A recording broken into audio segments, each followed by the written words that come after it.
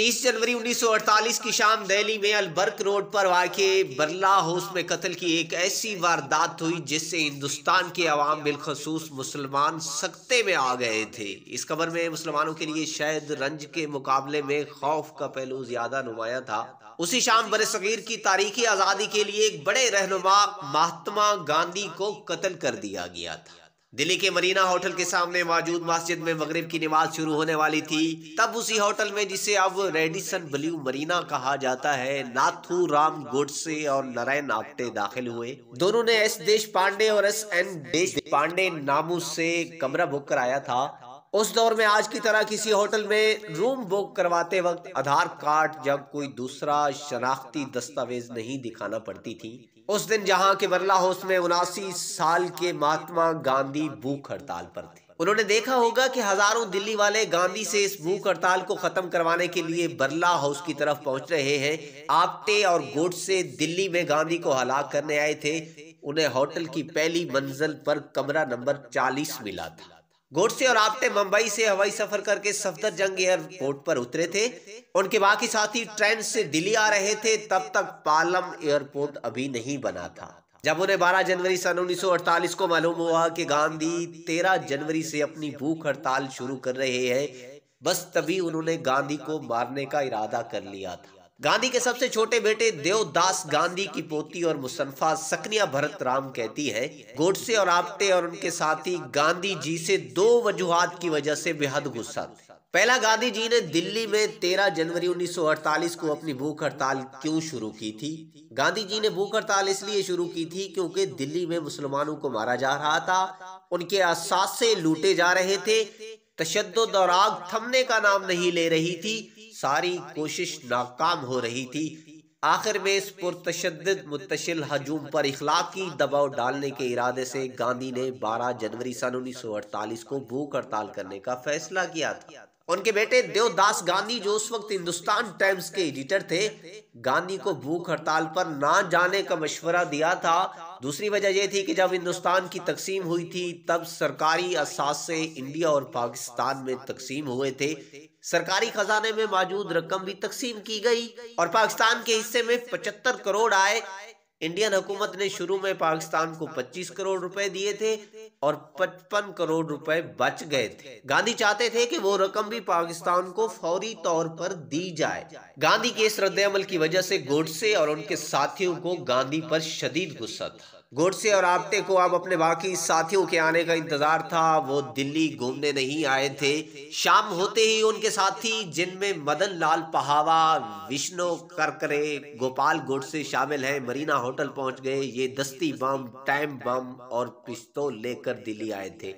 Freedom ईट midnight किताब में दावा किया गया है कि मरीना होटल के कमरे में गांधी को हलाक करने का मंसूबा बनाते वक्त करकरे ने अपने और आप्टे के लिए विस्की मंगाई। गोडसे विस्की नहीं पीते थे, वो काफी पसंद करते थे। वो मरीना होटल में बार बार सिर्फ काफी मंगवाते रहते थे।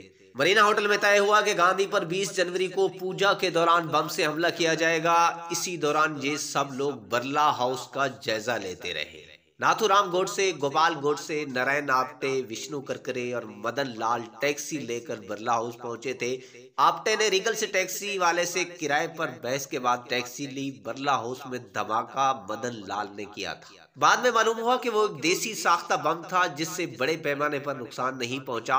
उस धमाके के लिए मदन लाल पहावा को गिरफ्तार किया गया था। उनका इरादा था कि पहले पूजा के दौरान बम फेंका जाएगा और जब वहां भगदड़ मच जाएगी तो गांधी पर गोलियां बरसा दी जाएंगी। मदन लाल और विष्णु करकरे पहले बिरला हाउस पहुंच गए थे। बाकी टैक्सी ड्राइवर सरजीत सिंह की टैक्सी में वहां पहुंचे थे। सरजीत सिंह बाद में सरकारी गवाह बन गए थे। मदन लाल एक फोटोग्राफर के रूप में वहां पहुंचे थे। धमाके के बाद उनके साथी वहां से निकल भागे। उधर पहली बार कामयाबी ना मिलने के बावजूद गोडसे और आप्टे 10 दिनों में दूसरी बार एयर इंडिया वाइकिंग की परवाज से मुंबई से दिल्ली आए। क्योंकि ये दोनों 20 जनवरी के बाद मुंबई चले गए थे। पुलिस के डर से ये मरीना होटल नहीं गए थे। अब उन्हें पुरानी दिल्ली रेलवे स्टेशन का वेटिंग रूम ही महफूज नजर आ रहा था। गोडसे ने नारायण आप्टे के साथ वेटिंग रूम में रात गुजारी। उन्हें ये खबर मिली कि गांधी 27 जनवरी को महरवली में वाक़े सूफी बख्तियार काकी की दरगाह पर जाएंगे। दरअसल काकी की दरगाह को मुश्तिल हजूम ने नुकसान पहुंचाया था, जिस पर गांधी बहुत नाराज थे। गांधी के इस दौरा के बारे में मालूम होने पर गोडसे और दीगर साथियों का खून खोल उठा। तारीखदान दलीप सेवन कहते हैं कि गांधी के काकी के दरगाह पर जाने के बाद उन अफराद ने तय किया कि उन्हें जल्द ही कत्ल कर दिया जाएगा। 30 जनवरी 1948 उस दिन उन्हें गांधी को कत्ल करना था।